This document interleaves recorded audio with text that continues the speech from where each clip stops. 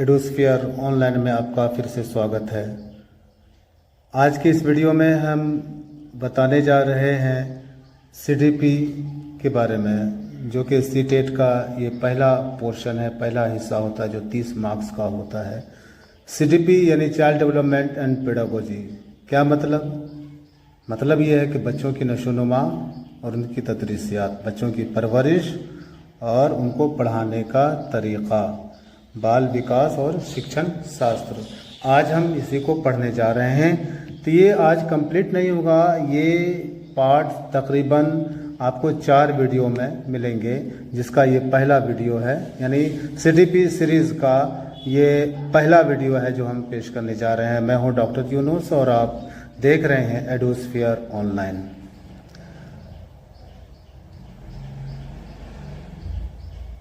जब हम child development की बात करते हैं तो उसमें 2 चीज़ें हमारे सामने आती है, क्योंकि एक बच्चा सिर्फ डेवलपमेंट से नहीं गुजरता है, वो ग्रोथ से भी गुजरता है।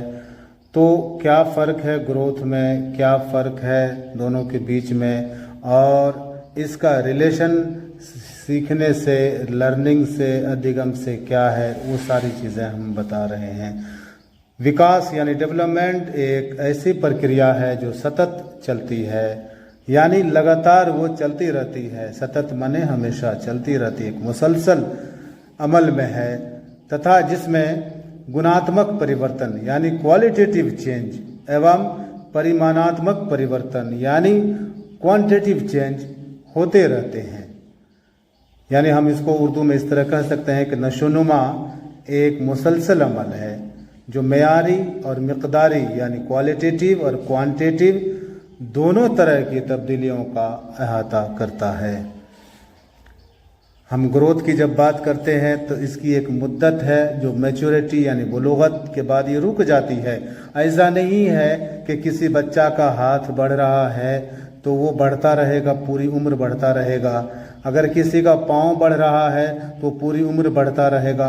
एक मुद्दत होती है, उस मुद्दत के बाद ग्रोथ बिल्कुल रुक जाती है, और लेकिन डेवलपमेंट यानी विकास का काम लगातार जारी रहता है। विकास के बारे में कहा जाता है वोम टू टॉम, यानी माँ के रहम से लेकर कब्र तक की जिंदगी की जो है वो पूरे डेवलपमेंट से गुजरती रहती है। तो गुणात्मक चेंज क्या है? कार्यशैली यानी वे ऑफ डूइंग समथिंग, किसी भी चीज को करने का तरीका। कार्य क्षमता यानी एबिलिटी टू डू समथिंग, किसी भी काम को करने की ताकत, सलाहियत। सामयिक समझ यानी इमोशनल अंडरस्टैंडिंग, के वो जज्बाती इफ़ाम व तफ़हीम कैसे है, उनकी समझ कैसे है। ये सारी चीज़ें क्वांटिटेटिव नहीं बल्कि क्वालिटेटिव परिवर्तन में आते हैं। जब हम क्वांटिटेटिव परिवर्तन की बात करते हैं तो इसमें एक बच्चे की हाइट यानी कितनी इसमें बढ़ोतरी हुई है, कितना उसका वज़न बढ़ा है, कम हुआ है, शक्ल सूरत और शेप और आकार, सारी चीज़ें के बारे में जब हम बात करते हैं तो वो क्वांटिटेटिव चेंज हो जाती है, यानी मिक़दारी बदलाव के बारे में होता है। तो concept of development and it's relation with learning. तो आज हम बात जो करेंगे क्वांटिटेटिव और क्वालिटेटिव दोनों की बात करेंगे, लेकिन क्वांटिटेटिव कम अहमियत का हामिल है, कम अहमियत है इसकी, लेकिन क्वालिटेटिव के अंदर क्वांटिटेटिव खुद ब खुद आ जाते हैं। आप इस तरह समझें कि मान लो कि ये आपका क्वालिटेटिव है, ये आपके क्वांटिटेटिव है, यानी मिक़दारियत है। तो ये आपके डेवलपमेंट में, ये डेवलपमेंट है आपका, ये बीच वाला हिस्सा आपका ग्रोथ है। तो डेवलपमेंट में ऑटोमेटिक ग्रोथ आ जाते हैं। तो डेवलपमेंट जो है वो ग्रोथ के को अहता किए हुआ है, यानी ग्रोथ को भी शामिल है, लेकिन ग्रोथ के अंदर डेवलपमेंट नहीं है। जब डेवलपमेंट होगा तो ग्रोथ ऑटोमेटिक हो जाएगा, लेकिन जब ग्रोथ होगा तो ज़रूरी नहीं है कि वो डेवलपमेंट भी हो। ज़रूरी नहीं कि कोई बच्चा बढ़ रहा है, हेल्दी है, ताकतवर है, लेकिन वो दिमाग के एतबार से भी ताकतवर है और समझ बूझ है उसके अंदर। ज़रूरी ऐसा नहीं है। तो डेवलपमेंट जब होगा तो वो ज़रूर वो उसके अंदर ग्रोथ यानी वृद्धि हो जाएगी, लेकिन जब वृद्धि हो जाएगी तो ज़रूरी नहीं कि उसके अंदर ग्रोथ डेवलपमेंट भी हो। तो यही है कि डेवलपमेंट के अंदर ग्रोथ है, विकास के अंदर वृद्धि है न कि वृद्धि के अंदर विकास है। तो यही बात हम कहने जा रहे थे। तो development changes are progressive, orderly, sequential. Development changes क्या है? एक प्रोग्रेसिव है, मुसलसल अमल में होता है, लगातार होता रहता है। ऑर्डरली एक तरतीब के साथ है और एक लाइन ब लाइन है ना। इसकी लाइफ क्या है डेवलपमेंट की? तो कहेगा लाइफ स्पेन इसकी वोम से टॉम्ब, यानी कहने का मतलब कि माँ के बतन से लेकर बच्चे की आखिरी जो जिंदगी का आखिरी वक्त यानी मौत होती है, उस वक्त तक डेवलपमेंट का काम चलता रहता है। ये मल्टी डायरेक्शनल होता है, इसके कई रुख होते हैं, कई जहतें होती है, एक रुख नहीं होते हैं। हाईली प्लास्टिक होता है, यानी हाईली डायनामिक होता है, मॉडिफाइबल होता है। प्लास्टिक का मतलब यहाँ पर चेंजेबल, यानी जो जिसके अंदर बदलाव करने की सलाहियत हो, बदलाव हो सकता है। यानी मान लीजिए कि अभी क्या है कि एक बच्चा है, उसको बुरी लत लग गई है। अब ऐसा नहीं कि वो बुरी लत ही में हो, बल्कि क्या हो, उसके अंदर बदलाव भी आ सकता है, वो अपने आप को मॉडिफाई कर लेगा, अपने अंदर सुधार ला सकता है। इसी को हाईली प्लास्टिक कहते हैं। डेवलपमेंट क्या है? बायोलॉजिकल है, कॉग्निटिव है एंड सोशो इमोशनल है। बायोलॉजिकल का मतलब जिस्मानी, जहनी और सामाजिक और जज्बाती सारी चीज़ें होती है। ये हिस्टोरिकल कंडीशन यानी तारीखी अहवाल से, तारीखी हालात से ये मुतासिर होते हैं, प्रभावित होते हैं। मिसाल के तौर पर एक बच्चा जब वो एक जापान का है, वो जापान में हिरोशिमा और नागासाकी पर एक बम गिरे थे, और जब एक उसको याद करता है वो बच्चा, जब उसके बारे में सोचता है तो ऑटोमेटिक उससे मुतासिर होता है और वो सारे सिचुएशन आ जाते हैं, और फिर उसी तरह उनकी सोच और उनकी फिक्र और चिंता हो जाती है। तो डेवलपमेंट सतत होता है, सस्टेनेबल होता है। इसका अर्थ यह है कि लगातार चलना, अर्थात पीछे की अवस्था पर पुनः ध्यान न देना, यानी पीछे पलट कर नहीं देखा। डेवलपमेंट कभी भी नॉट रिवर्सिबल है बट मॉडिफाइबल। रिवर्सिबल नहीं, ऐसा नहीं कि वापस जाना है फिर अच्छा हो गया आना है। आपस में चेंजिंग ला सकते हैं, बदलाव ला सकते हैं, लेकिन वापस हम उसी जगह नहीं जा सकते हैं।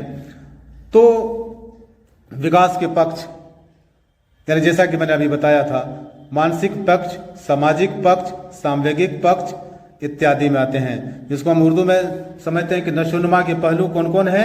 तो जिस्मानी पहलू हैं, ज़हनी पहलू हैं, समाजी पहलू हैं और जज्बाती पहलू हैं। 4 पहलू हैं, और जिसको कि मैंने इस डायग्राम में एक दिखा भी दिया है।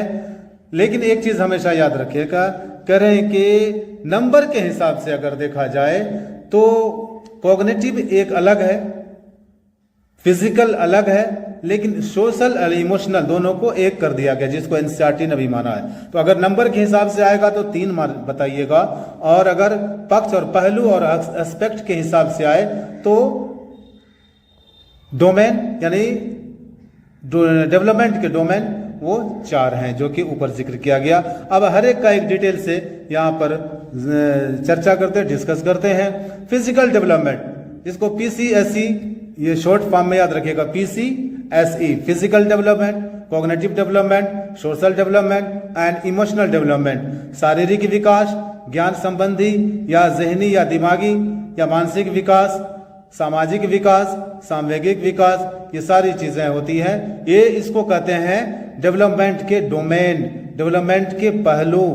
और अब हर एक का डिटेल से यहाँ पर तफसील के साथ जिक्र कर रहे हैं, डिस्कस कर रहे हैं कि फिजिकल डेवलपमेंट क्या होता है। कि जब किसी भी इंसान का या बच्चे का शारीरिक तौर पर, जिस्मानी तौर पर उसका डेवलपमेंट होता है, उसकी तरक्की होती है, उसकी बालिदगी होती है, उसको हम फिजिकल डेवलपमेंट कहते हैं। जैसे हाइट का बढ़ना, वेट का बढ़ना, साइज का बढ़ना, शेप, ये सारी जो तब्दीलियां होती है एक बच्चे में। एक बच्चा वो 0 ईयर का है तो कैसा लगता है, कैसा है, फिर 6 महीना का हुआ, फिर उसके बदलाव आएगा, फिर साल भर का हुआ उसमें बदलाव आएगा। ये सारी चीजें क्या है, एक फिजिकल डेवलपमेंट है। फिर उसके बाद आगे बच्चा बढ़ता है तो मोटर डेवलपमेंट उसका होता है, एक हर की नशोनुमा, उसके अंदर हरकत होती है और वो उस हरकत की वजह से वो अपने हाथ पांव को, अपने उंगली को हिलाता है और उससे होने वाले काम को वो भी करता है।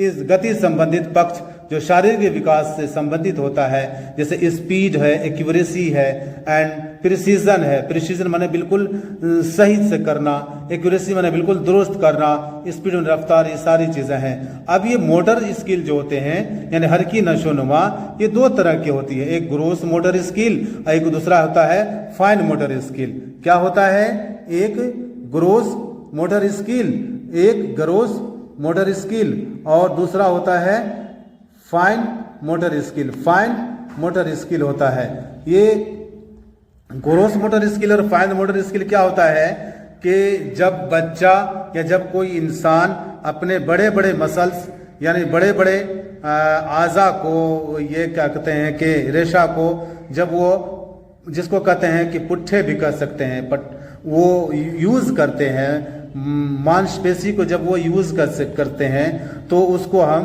ग्रोस मोटर स्किल करते हैं।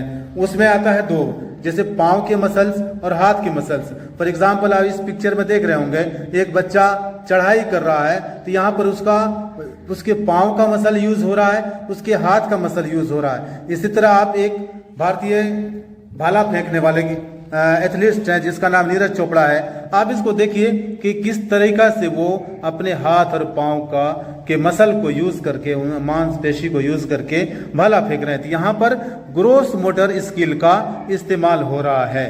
तो और दूसरा क्या होता है कि फाइन मोटर स्किल यानी सूक्ष्म गति कौशल जिसको कहते हैं, यानी एक बिल्कुल बारीक मोटर स्किल होती है जो अपने अपने छोटे छोटे मसल को यूज करते हैं, जैसे आंखों के मसल हो गए, उंगली के मसल हो गए।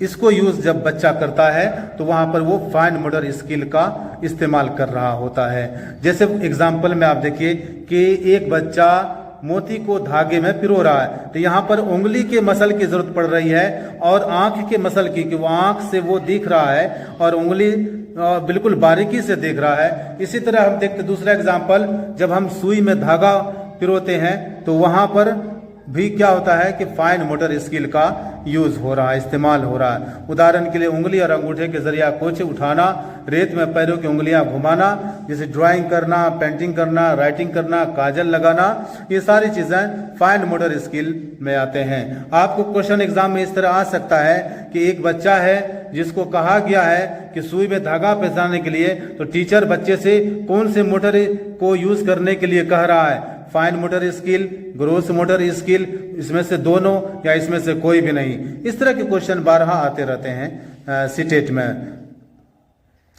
अब आता है उसके बाद कॉग्निटिव डेवलपमेंट, जहनी नशोनुमा, संज्ञानात्मक विकास, यानी किसी भी बच्चे की जहनी बालिदगी कैसे होती है, जहन उसका आगे बढ़ेगा, तरक्की करेगा और इर्तिका को पहुंचेगा, तो ये सब कैसे होता है।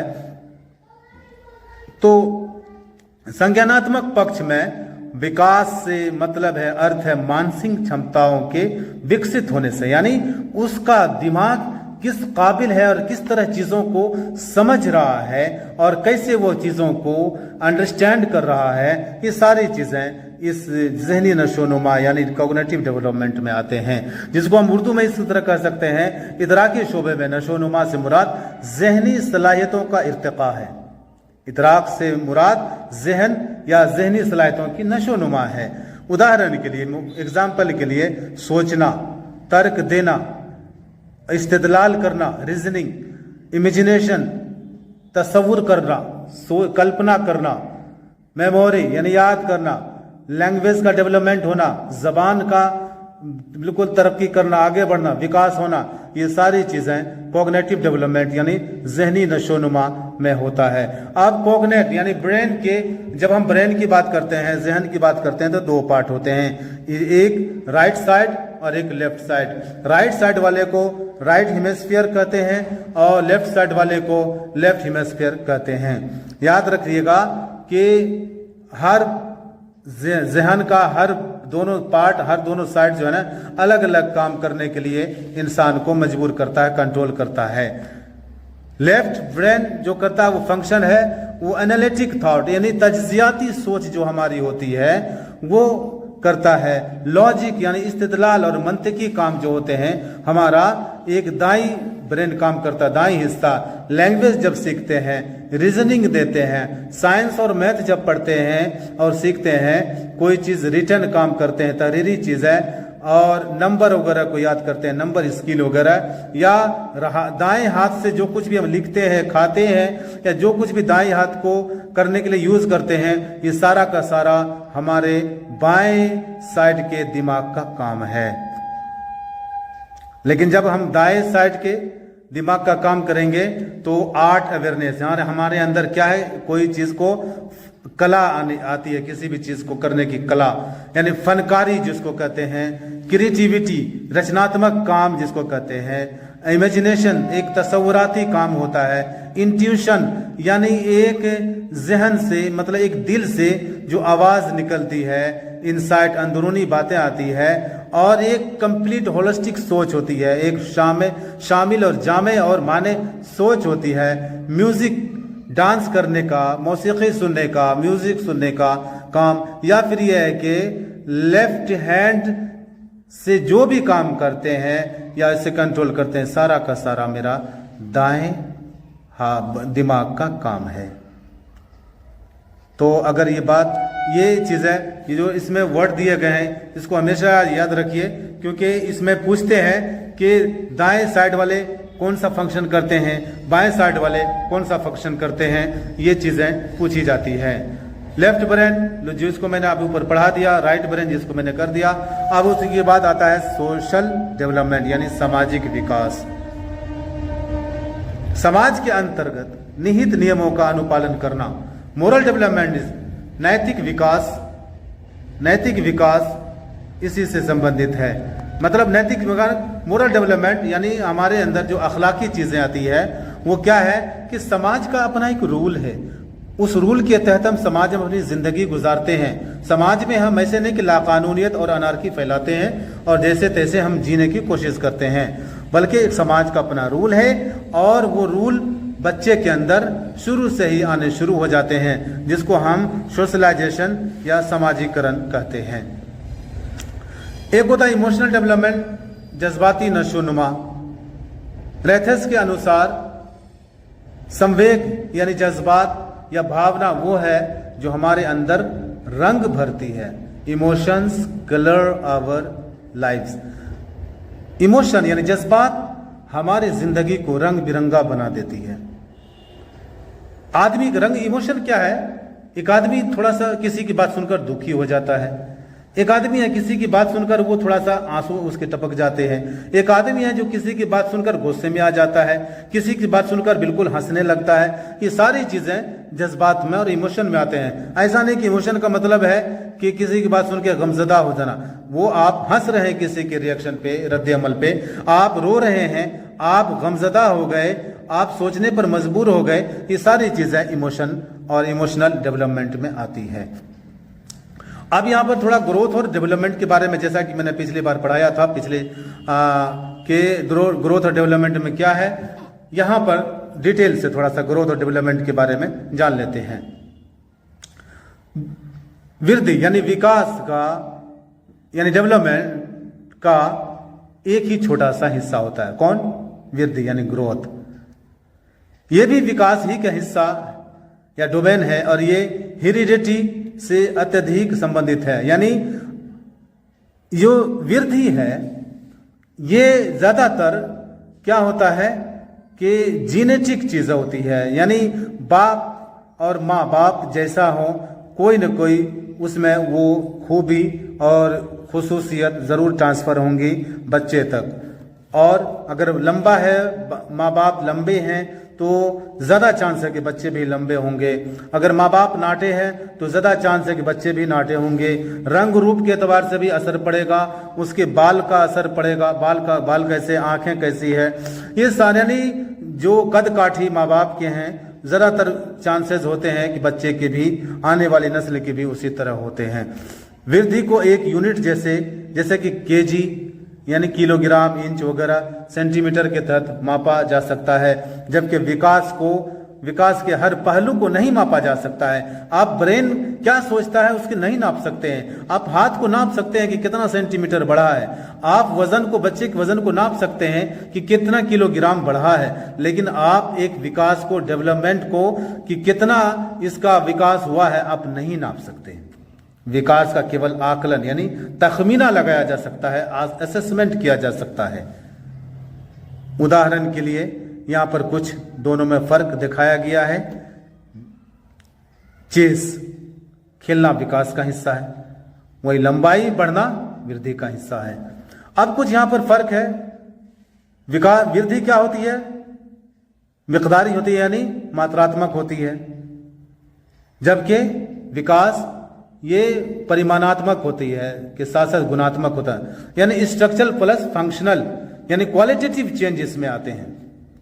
बच्चे की क्वालिटी में क्या बढ़ोतरी हुई है, वो उसके सोच में, उसकी क्रिटिकल थिंकिंग में क्या बढ़ोतरी हुई है, ये सब चीज देखा जाता है। सामान्यतः शारीरिक परिवर्तनों में से संबंधित है, यानी ये फिजिकल यानी जिस्मानी बदलाव से वृद्धि का ताल्लुक है, जबकि इसका आशय शरीर के विभिन्न शारीरिक, मानसिक तथा व्यवहारिक संगठित है। इसका मापन सही से किया जा सकता है क्योंकि ये संकुचित है, नैरो डोमेन है। इसको हम आराम से नाप सकते हैं। हम नाप सकते हैं कि मेरा हाथ कितना बढ़ा, हम नाप सकते हैं कि मेरा पाँव जब मैं बच्चा था तो कितना, अभी कितना हुआ है। हम नाप सकते हैं मेरी उंगली कितनी बड़ी, कितने सेंटीमीटर बड़ी, लेकिन हम ये कभी नहीं नाप सकते हैं कि मेरा दिमाग कितना बढ़ा, एक बच्चे का दिमाग कितना बढ़ा, एक बच्चे की सोच कितनी बढ़ी, एक बच्चे के दिमाग में कितनी बालिदगी आई, सोच में कितनी पुख्तगी आई, ये सारी चीज़ों को हम नाप नहीं सकते हैं। बस इसका एक अंदाज़ा लगा सकते हैं, इसका तखमीना लगा सकते हैं, इसका असेसमेंट कर सकते हैं। इसमें रचनात्मक परिवर्तन शामिल है और ये एक समय के बाद रुक जाती है।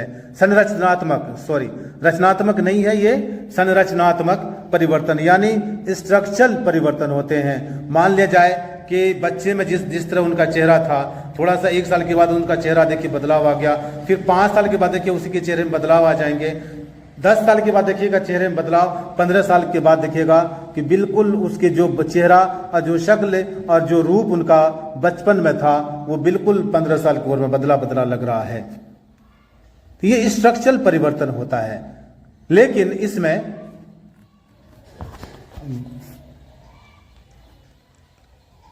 डेवलपमेंट में फंक्शनल परिवर्तन शामिल और ये निरंतर चला रहता है। यानी क्या है कि इसमें देखा जाता है कि इसका दिमाग कैसे कर रहा है, इसके बॉडी कैसे काम कर रहे हैं, इसकी सोच क्या है। तो ये इस तरह की चीज़ें फंक्शनल, तो आपको बिल्कुल बचपन से लेके पूरी जिंदगी मौत तक चलती रहती है। एक चीज है डेवलपमेंट ऑफ कॉन्सेप्ट, संज्ञानात्मक विकास के अंतर्गत होता है क्योंकि ये कॉन्सेप्ट दिमाग में बनते हैं। विकास की अवस्थाएं, स्टेजेस ऑफ डेवलपमेंट, हम ये सब सारी चीजें के सेंस है, इस सब से बच्चा सीखता है। मोटर एक्शन करके सीखेगा, पियाजे का भी यही कहना है। सेंसिटिव पीरियड खतरा भरा होता है, ये एज शारीरिक व मानसिक विकास बहुत फास्ट होता है। इस एज में शारीरिक व मानसिक विकास बहुत फास्ट होता है। देखिएगा कि जब 1 दिन का बच्चा होगा, अगले 2 महीना के बाद देखिए थोड़ा बढ़ गया बहुत ज़्यादा, 6 महीना के बाद देखिए, 2 साल के बाद देखिए बहुत तेज़ी से बढ़ता है। लेकिन आगे चलकर इसका फिजिकल जो ग्रोथ होता है आहिस्ता आहिस्ता वो रुक जाता है। लेकिन जो कॉग्निटिव डेवलपमेंट और कॉग्निटिव ग्रोथ होता है और जो जहनी बालिदगी होती है वो और तेज़ हो जाता है।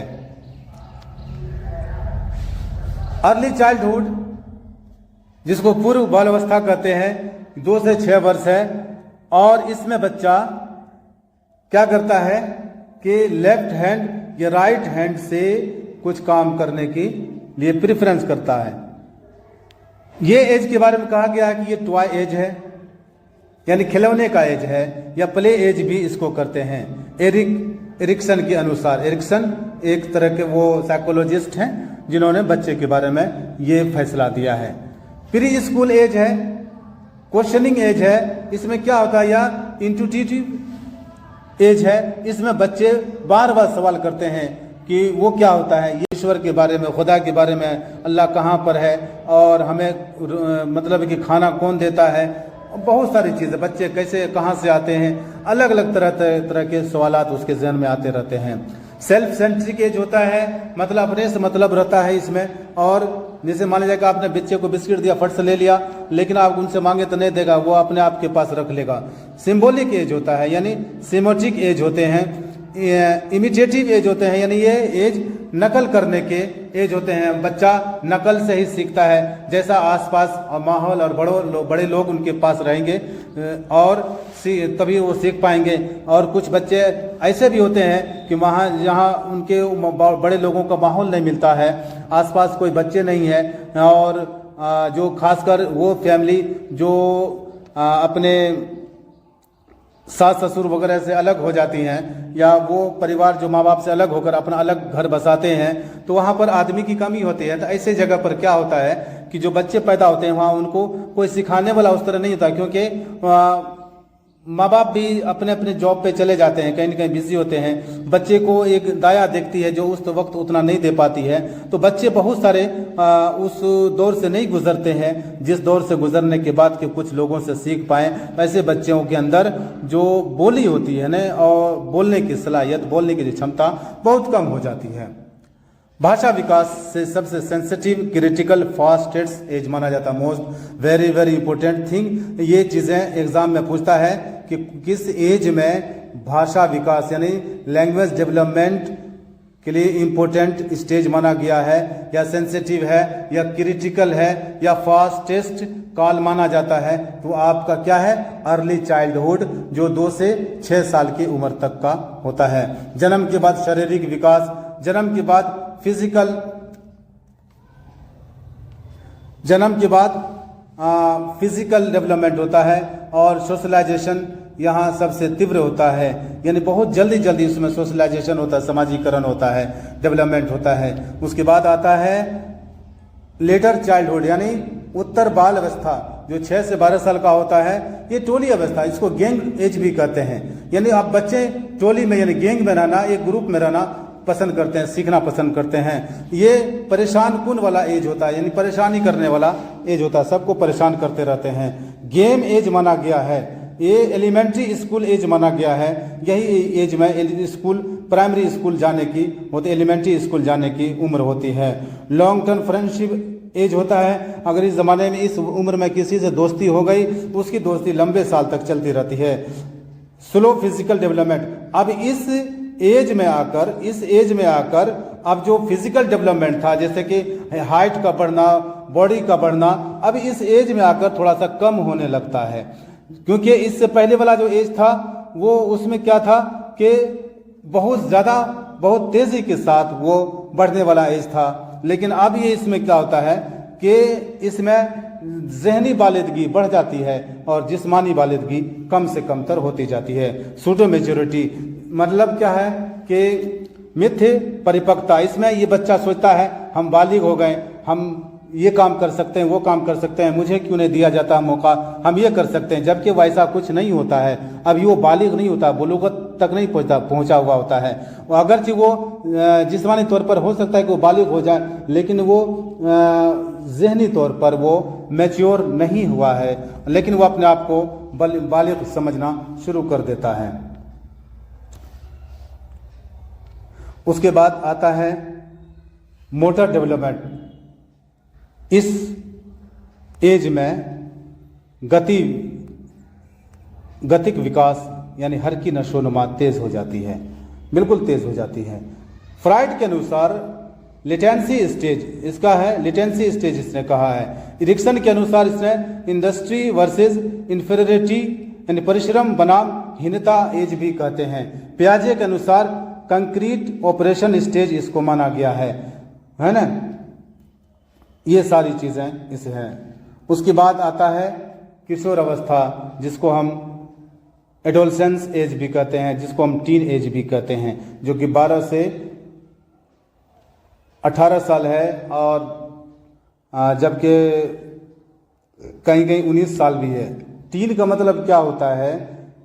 जहाँ पर वर्ड आ जाए इंग्लिश में गिनती में टीन, तो समझ लीजिए कि वो टीन, जैसे कि 13, 14, 16, 18, 19, इसको इस वजह से इसको टीन एज भी कहते हैं। ये बिल्कुल ट्रांजिशनल पीरियड होता है, इसको हम ब्रिज एज भी कह सकते हैं। मतलब कि इसके बाद बच्चा 18 सालों का हो गया तो मतलब बालिग हो जाता है, और ये एज है, इसके बीच में ये जो एज है इसको हम क्या कहते हैं? 12 से 18 साल, ये जो एज है ना, इसको हम ब्रिज एज भी कहते हैं, और ट्रांजिशनल पीरियड यानी ओबूरी मुद्दत भी कह सकते हैं इस एज को। क्योंकि ये एज क्या होता है कि इससे पहले क्या था? चाइल्डहुड 12 तक, और इसके बाद क्या आ जाएगा? 18 के पार कर जाएगा। 18 के पार जब करेगा तो फिर वो पुख्तगी आ जाएगी। अब ये बीच वाला जो एज है, इसी वजह से इसको ब्रिज एज भी कहा गया है। मोस्ट इंपॉर्टेंट क्या है? मोस्ट क्रिटिकल एज है, बड़ा नाजुक वक्त है। इस एज में अगर सुधरा तो सुधर गया, और बिगड़ा तो बिगड़ गया, इसी एज की बात है। पीसीएसएस चेंजेस इसी में होते हैं, यानी फिजिकल, कॉग्निटिव, सोशल और इमोशनल बदलाव इसी में होते हैं। गोल्डन पीरियड इनको माना गया है। इसको क्या माना गया है? Golden period. इसको स्ट्रेस एंड स्टॉर्म भी कहते हैं, तनाव और तूफान की अवस्था भी कहते हैं। किसने कहा था ये? स्टैनली। याद रखिएगा, किसने कहा था? स्ट्रेस एंड स्टॉर्म, स्टैनली ने इसको कहा था कि तनाव और तूफान की अवस्था, कि कुछ तुरंत कहो टेंशन में आ जाते हैं, तुरंत कुछ करने की सलाहियत, हम ये कर लेंगे वो कर लेंगे, एकदम बिल्कुल आंधी की तरह जहन और आंधी की तरह ये जिस्म काम करने लगता है। उसके बाद आता है कि इसमें लीडरशिप स्किल विकसित होती है, यानी लीडरशिप चीज़ें होती है, हम ये कर सकते हैं, आगे हम रहनुमाई कर सकते हैं। इसमें लैक ऑफ इमोशनल स्टेबिलिटी, यानी इमोशन इसमें क्या होता है? मजबूत नहीं होता। थोड़ी थोड़ी बातों पर क्या होता है? वो भड़क जाते हैं और भागने लगते हैं। जैसे कि किसी बच्चा को कहो थोड़ा सा बात करो, कुछ डांटो तो क्या करेंगे? वो भाग जाएंगे, घर में नहीं रहेंगे। ऐसा लगता है कि बहुत बड़ा एहसान कर दिया घर पर रहकर। तो इस तरह की चीज़ें है ना। Identity crisis most very very important क्या है?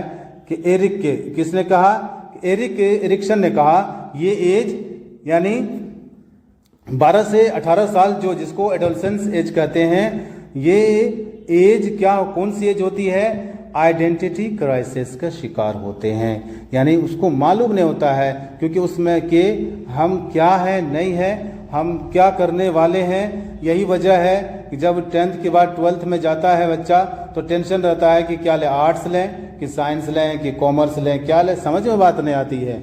उनको कुछ समझ में नहीं आता है कि हम क्या करें नहीं करें। तो ऐसे वक्त में बच्चों की काउंसलिंग की ज़रूरत होती है, और ऐसे वक्त में बच्चे को चाहिए कि माँ बाप को चाहिए कि ऐसे वक्त में बच्चों की देख रेख करें, उसका अपना एक फ्रेंड बने, फ्रेंड की तरह ट्रीट करें, ना कि वो माँ बाप की तरह। ऐसे ही मेन इसी एज में माँ बाप को चाहिए, पेरेंट्स को चाहिए कि अथॉरिटेटिव बने, अथॉरिटेटिव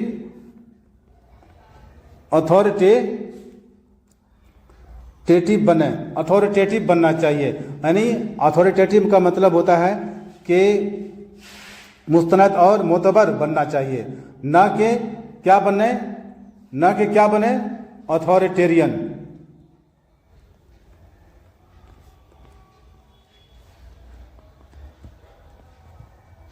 अथॉरिटेरियन किसको कहते हैं?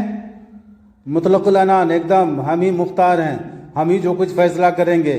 कौन इस घर में मेरे खिलाफ फैसला कर सकता है? जो हम यस कह दें तो सबको मानना पड़ेगा, जो ना कर दें तो सबको नहीं मानना पड़ेगा।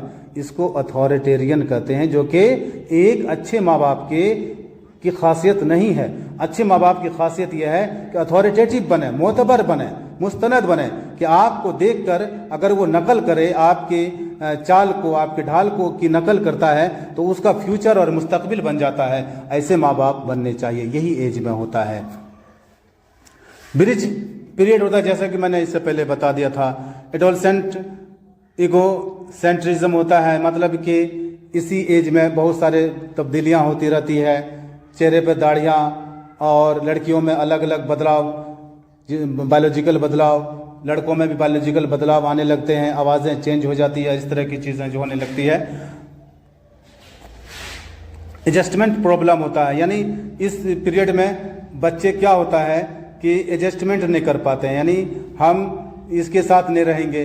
अगर किसी घर में गेस्ट आ गया है और उसके बाद कह दिया जाए, जो लड़के टीनेज में है तो उनको अगर कह दिया जाए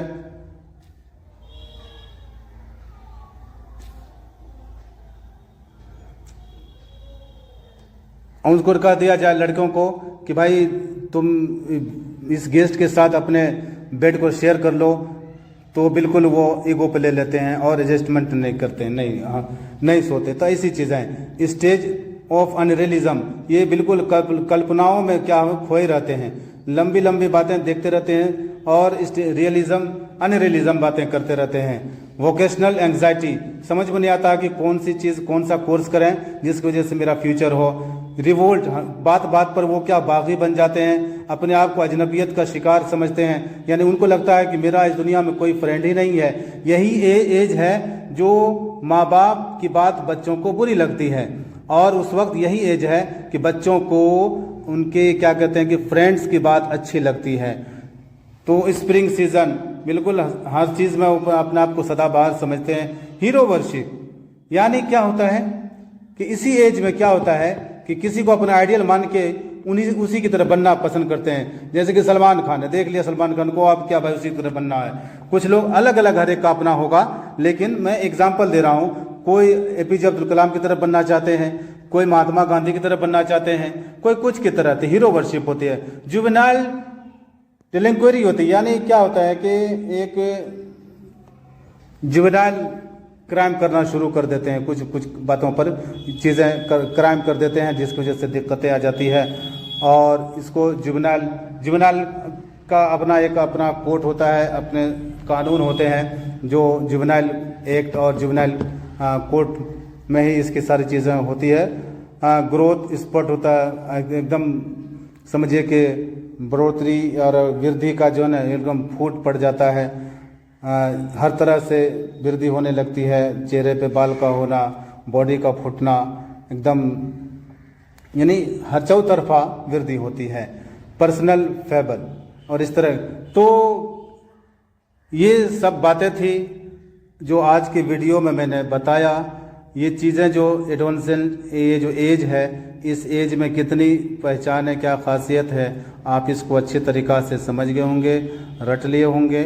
और रटिए इसको, खासकर जो कीवर्ड होता है उसको रटिए, और यही कीवर्ड के बेस पर ही यहाँ पर क्वेश्चन जो सीटेट में आते हैं उसको तैयार किए जाते हैं। तो बहरहाल आज के लिए इतना ही। Thank you for watching, best of luck for your CTET exam. Keep on watching and stay tuned. Next video का इंतज़ार कीजिए। जब तक के लिए हमें इजाज़त दें। जय हिंद।